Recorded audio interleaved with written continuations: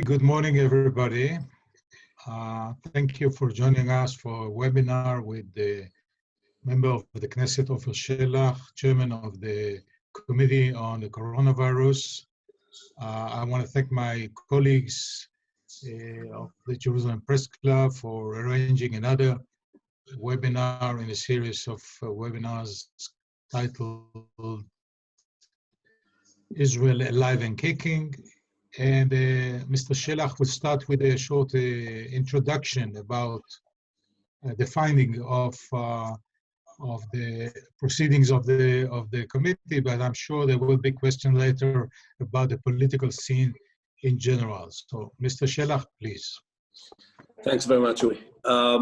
We are at the crucial decision point right now in Israeli decision-making as far as the coronavirus crisis is concerned. And the committee, I'm sure I don't have to explain it to you, but I'll do it anyway. The committee that I'm heading is actually an interim committee. It's not part of one of the usual committees that the Knesset has once and will have once the coalition is formed, the coalition and the opposition are formed should there be a government. So it's an interim committee, but that being the case, I thought, and the members of the committee thought that because of how big and how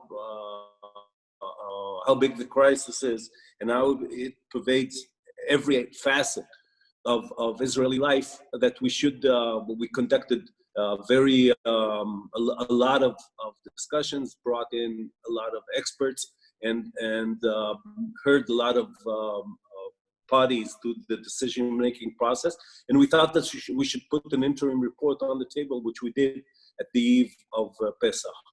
And because we think, and this is a vision or a conclusion reached by members of the would-be coalition and opposition alike, that right after Passover, that is beginning next week, Israel should change its direction and should move towards an opening of its economy and social life, gradual, with a lot of things that need to be done in order for it to be as safe as possible. But we could not keep the current policy of almost total closure on Israeli economic and social life because the damage will be, threatens to be even larger than that of the coronavirus. That, of course, has a lot of details to it. The report is about 30 pages long, but that is to sum it up. And because everybody all over the world and in Israel as well is right now discussing what is known as exit strategy or how to move forward, we think, and because the decision-maker process in Israel so far, in my opinion, has been characterized by extreme caution, some of it warranted, some of it having to do with almost a tunnel vision of the crisis as, or of crisis management as being judged first and foremost by how many people are ill with COVID-19 or how many people die of COVID-19. And the damage caused to the economy and the society in Israel right now threatens to be much larger than that caused by COVID-19. Therefore, we think that it should move in a different direction. I'll be happy to give details about it a little later. Right after Passover, we will resume discussions of the committee. Once again, I don't know how long the committee will last, but we will go back and try to find, first of all, there are certain facts that should be available to the public and are not really known right now.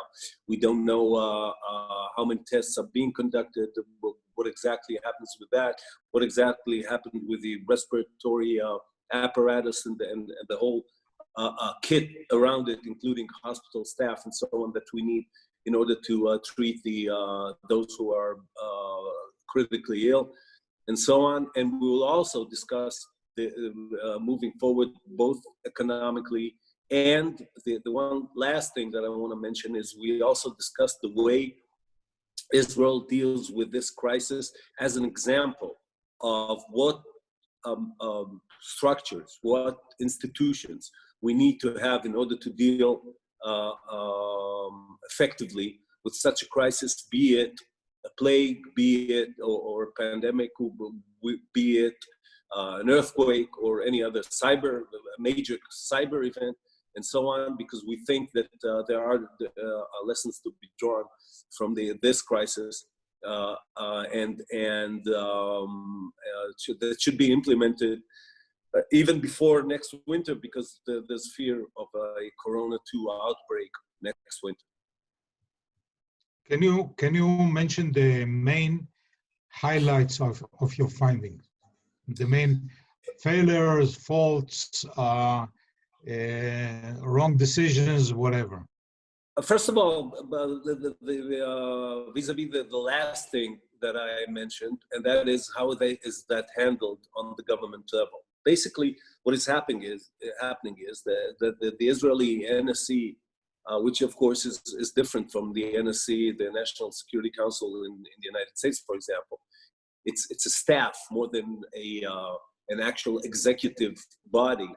The head of the NSC, who appeared on my committee, said that the reason the NSC is the staff of this committee is that they're very close, and I'm quoting, they're very close to the Prime Minister, and they enable the Prime Minister to make quick decisions. And I said during that meeting, I don't think the Prime Minister needs to make quick decisions. And I don't think that the Prime Minister should be the CEO, if you will, of this crisis. And we should have an operative body, which we don't have right now, a room, if you will, a war room, if you will, headed by a person who is an expert on making systems work, that could be ex-military or ex-business or whatever, but someone who knows about how to make big operations go, and a table around which there should be representatives of all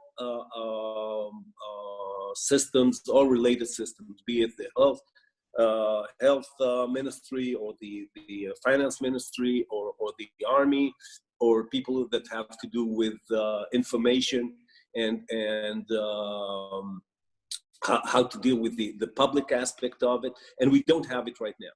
And we think that such a body should be formed, and that would be, if you will, I don't like military analogies in general, but I'll have to use one. That will be, if you will, the general staff and the ministers. And we should also have a cabinet. I was reading about Austria, for example, this morning, because Austria is similar to Israel in many aspects in its dealing with the coronavirus crisis. And there they have a cabinet of the chancellor, the chancellor, the vice chancellor, the interior minister, and the health minister. And we should have such a cabinet, which will make policy decisions, but will not be the operative, will not handle the operative side of it. Regarding the details of it, I think we should have a lot more tests. There's no reason why Israel shouldn't have over 10,000. Actually, the Prime Minister promised even 2 weeks ago that we would have 30,000. We're not even close to 10,000.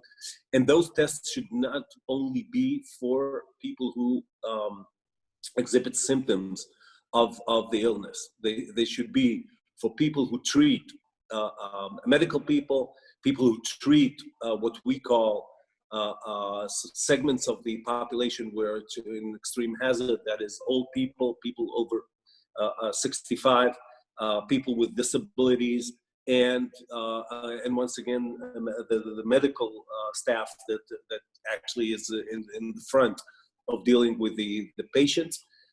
We should have we should have more tests, and we should also conduct tests which are done in other countries but not in Israel, to learn the nature of what I call the Israeli corona. Because what happens is, because of differences in the population, for example, Israel's over 65% population is only 11% of Israeli population.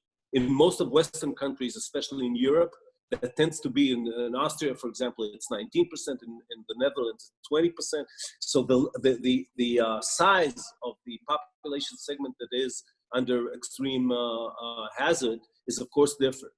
And it also has to do with a lot of things. And we don't really know how the Israeli corona behaves. And we cannot make policy decisions without that knowledge. So those tests and also serological tests should be conducted for that end. And we should, and there should be regulations when we go back to semi-normal life. There should be regulations, on distance between people, on how people should, whether they should or they shouldn't wear masks, and so on and so forth. And under those provisions, we should remove a lot of the restrictions that are now set upon the public, because once again, the economy and society will just not hold under the kind of closure that we have right now. Last week we hosted General Giora Island, who is a vocal critic of the management of the crisis. And I know he also testified in your committee. Right. And one of the criticism was that there's a politicization of the management. For example, he endorses moving the management into the Homeland Command, which was created exactly to deal with crisis. What's your take on this? Once again, I heard Giora is a good friend of mine, and as you said, I invited him to appear before the committee. It's not a testimony, but to appear before the committee. And I do agree, and this is, to me, this should not be under it's not a question of which government ministry this is under. There should be, as I said, a multidisciplinary operative room of professionals and professionals from the ministries, because there is not, in Israel, there is not a single ministry that is actually built for that purpose. And I want to expand on this a little bit. The only ministry in Israel that is built to deal with emergency situations is, of course, the defense ministry, because the whole defense ministry, the whole defense idea is that we build ourselves. The IDF does not use every airplane that it has or every tank that it has every day. This is built for the day that, God forbid, there should be a war, and then the whole structure, including the staff, moves into emergency mode. The health ministry is perhaps the least equipped ministry to deal with such a situation, because it deals with every day with what happens right now, what we're operating on a daily basis, and it deals that shorthanded as it is. So that's why I think there should be an operative staff. But I do agree with Giora that there were certain decisions. Take, for example, the decision whether or not to admit people into Israel, whether there should go tests at Ben Gurion Airport, whether they should be sent to isolation and so on. And this was definitely influenced by political motives. Talking about politics, the immediate response from what is called the circle of the Prime Minister was that your committee and your conclusions are political. What are your reaction to that? Well, of course they'll say that, because they really couldn't argue with our findings or maybe even with our conclusions. So that's what they say. Our conclusions were signed off by, from Ayelet Shaked to the right to Netanyahus of Balad to the left. So, and there was actually no member of the committee who opposed them. Also, I have to say that the committee, when the committee was formed, there are 15 members of the committee, including 4 members of Likud, who never even bothered to appear once in a committee meeting, because they painted the whole, not only my committee, but all the interim committees, because of the political situation in Israel, they termed them as political. Therefore, they should not appear there. So I think, at least if you want to cry politics, at least try to take even a symbolic part in the process. Otherwise, you lose the right to do so. You mentioned the Knesset member from Balad. You think coronavirus crisis is an opportunity maybe to change the attitudes toward Israeli Arabs? I think there's a process going on since our first elections somewhere last April. Who remembers that? Of legitimization of the Arab members of Knesset. And I think when you see, they took a very important part in my committee discussions, and not only regarding things that have to do with the Arab sector in Israel. And they showed great involvement, great seriousness, and they were part and parcel of everything that we did. So yes, I think when people, turn on their TV and they see an Arab member of Knesset not only speaking about the rights of Palestinians or about the nature of what shape the Israeli state should take and so on, but about things that have to do with the general public, yes, I think people will look at them otherwise, and I'm very happy for it. So the inescapable question about the general political dramatic event that we just witnessed. I mean, how would you call it? Defection or treason? The social media is full with people who are crying about the move of guns. What is your take on this? I think he just caved in. You look at the wall behind me, right next to that wall, Benny Gantz sat here in my home 36 hours before he made this decision. And we discussed ways, and I thought I showed him ways that if we move forward with what we wanted to do, which is to make my friend Meir Cohen the chairman of Knesset, and move forward with at least the threat of legislation against someone who's about to be a defendant in court, and is in fact a defendant in court. His trial is not opened yet, but it will, from becoming prime minister. Then no matter what course you want to take, whether eventually you want to do what Benny Gantz did, and that is join a Netanyahu-headed government, or do what I wanted to do, I thought best, which was to create a situation where we control the Knesset. And Netanyahu can, for the time being, form a government, a minority government, and deal with the corona crisis.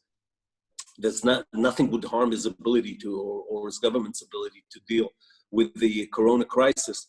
And while we control the Knesset, prevent legislation that he wanted to pass, and so on. No matter the course you wanted to take, our best immediate action should have been appointing Meir Cohen to be chairman of Knesset. And Gantz, I don't know if it was finalized at the time. I think he just gave in. I think he just didn't want to have that pressure anymore. And not only did it break his promise to our constituency, the people who voted for blue and white, he actually created a situation where he is now negotiating from a position where he started the negotiation by giving Netanyahu everything that Netanyahu wanted, and now he's sort of pleading for Netanyahu to make some concessions or concessions that optical concessions that would make him look a little better. And I know a little bit about negotiating. I don't think that's the best negotiating tactic that I've ever seen. And it created the situation where right now it's up to Netanyahu.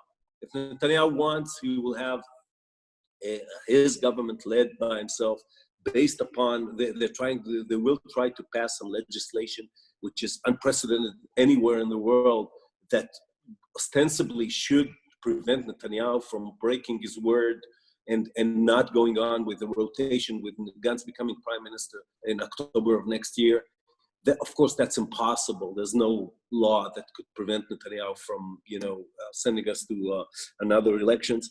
But also, to me personally, this led to the capitulation, the complete surrender of Gantz regarding the annexation, whatever annexation Netanyahu would want to have in Judea and Samaria.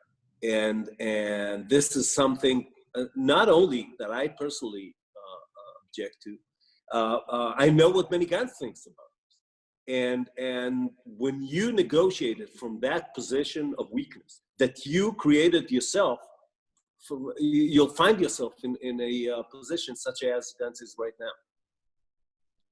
Well, how can you explain, I mean, from the personal point of view, the attitude, the way Gantz capitulated? Because was it a lack of resilience and willpower, or he just, as a good patriot, thought that in time of crisis he should join forces with the government? There's no reason that, we are in an interim government that has been an interim government since November of 2018. And this government imposed on the Israeli public the most harsh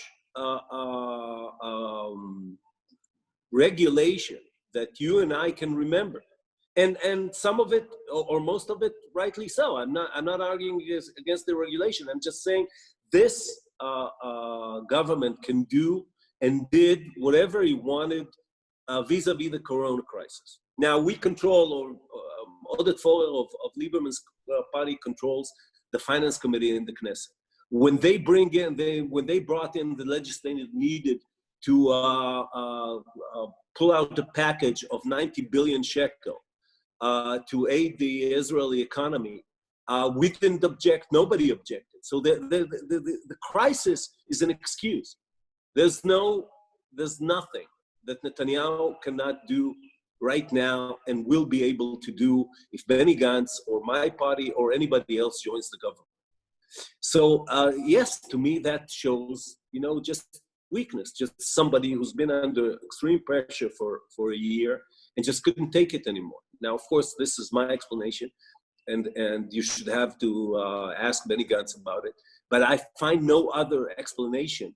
And especially since Gantz was at the forefront of everything that we did before. Why did we try? Why did we move in that direction? Why did we go to the Supreme Court to remove Yuli Edelstein, or to make Yuli Edelstein force him to have a vote on who's going to be chairman of the Knesset, only to pull out at the last, it was literally the last minute. It was an hour before or half hour before the vote itself. And Gantz makes this move that he appoints himself, which of course meant that he already is moving toward total surrender with Netanyahu. So for us, it was the breakup of blue and white was imminent. He knew all of that. So why did he go there? To me, the only explanation is that he just fell apart at the last moment. Is there a way back? Is there a way to rewind the whole thing and say, guys, I'm sorry, I did a mistake. Let's...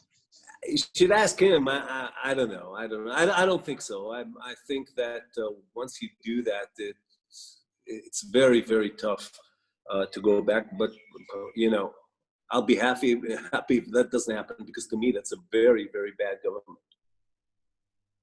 Should the President Rivlin extend the mandate for Gantz, or move it to Netanyahu, or give it altogether to the Knesset?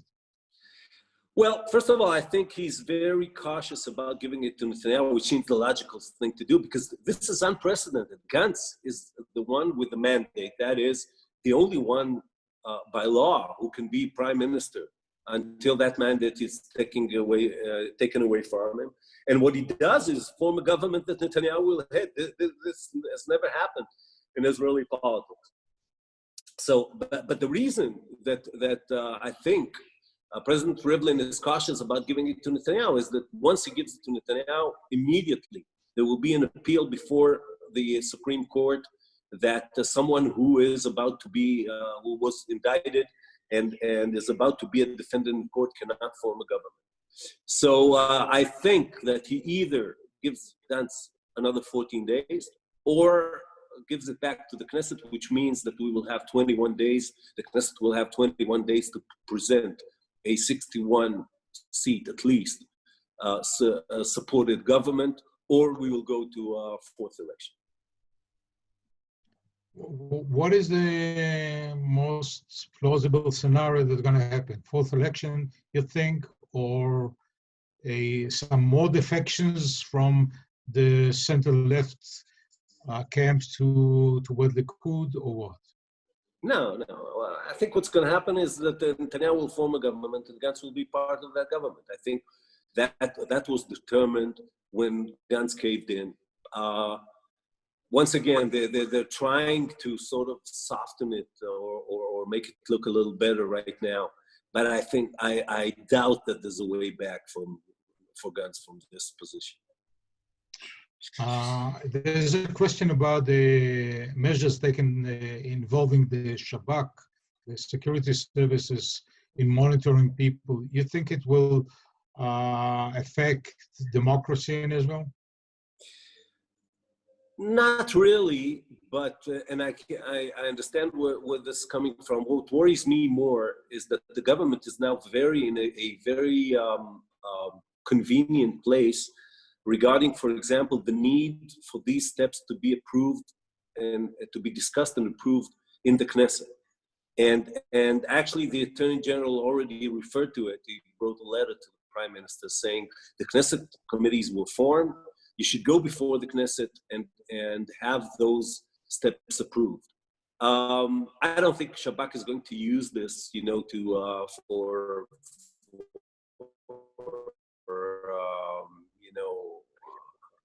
unjustified ends. I know Shabak very well. I trust the people there.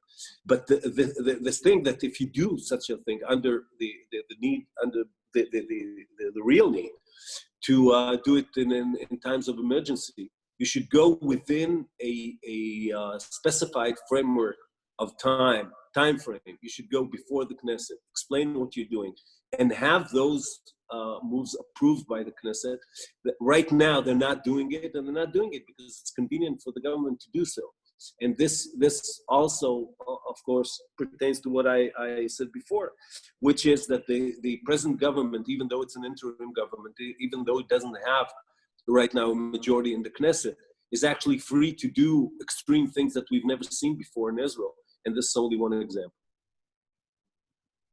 To sum up our interesting webinar, we'd like you to just list to us the main elements of the exit strategy that you see.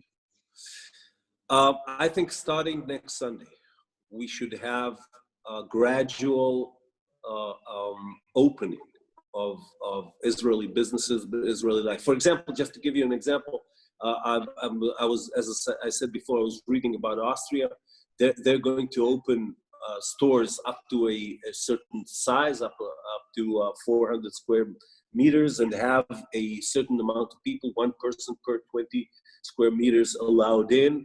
People should wear masks, they should wear gloves, and so on. We should have what we call special education, and that is for people with disabilities, for people with children with autism and so on, go back to their institution, reopen the institutions that cater to these people, and we should have closures only on specific geographic areas where the pandemic is at its highest. For example, the city of Bnei Brak or other, and you should have numeric. You should say if we have a certain ratio, over a certain ratio of ill people per 1,000 people, then we should have closure or not.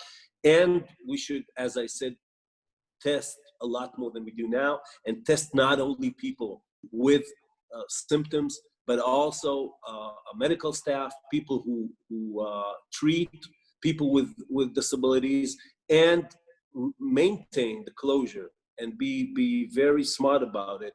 Maintain the closure for elderly people, taking into account the effects of the closure itself. Loneliness, being away from their families, economic duress, and so on. So all of that should be done, and should be done gradually. And I think we need to do that starting Sunday, because the present situation just will not hold. On the positive side, I think that Israel, because it has its young, its society is young, is resilient, is quick to take initiative. There's to take initiatives and entrepreneurial. If we do all that, Israel has a good chance of getting out of this crisis in a better situation. And also because the economic situation that we had before the crisis is better than most countries, especially in Europe. Israel came in with a ratio of debt to GNP of 63%. That's very low in European standards. Even if we move up, if we dedicate 10% of the Israeli GNP to handling the corona crisis, which is anywhere between 140 to 150 billion shekel, okay? And we move towards a ratio that is over 70%, you know, we'll still be in a much better situation than most countries in the West. So we are in a situation where Israel could be on the other side of it, could be in a better relative situation to the world. But if we do things right, if we learn from countries in the world which did it, in my mind, best, like South Korea, and if we show leadership that's been, in my mind, lacking so far in making bold decisions, not only in imposing closures and seeing everything once again through this very narrow prism of how many people die of corona, then seeing it on a larger scale and making bold leadership decisions. This happy note, I want to thank you, MK Ofer Shelach, for joining us. Thank you. Thank you, all the journalists who have been with us. Stay tuned to our next webinar. Thank you very much.